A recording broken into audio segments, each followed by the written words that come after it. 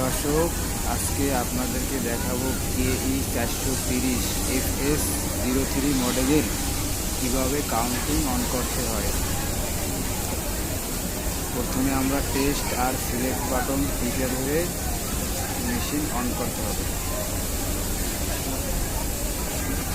আমরা টেস্ট আর select button টিপে ধরে মেশিন অন করলাম। অন করে প্রথমে আসবে এক এইটাকে আমরা 300 মিটার ঢুকবো। এখান থেকে টিকা 300-তে ঢুকতে হবে।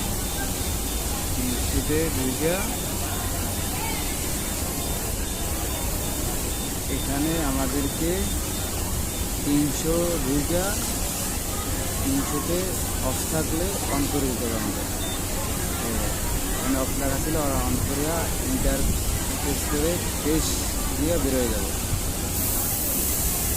দিয়া বেরোয়া তারপর আমরা কাউন্টিং অন করবো। কাউন্টিং গেলাম, এখানে আছে কাউন্টিং 2, এটা ডিলিট করবো। এই রিসেট টেবিলটা ডিলিট করে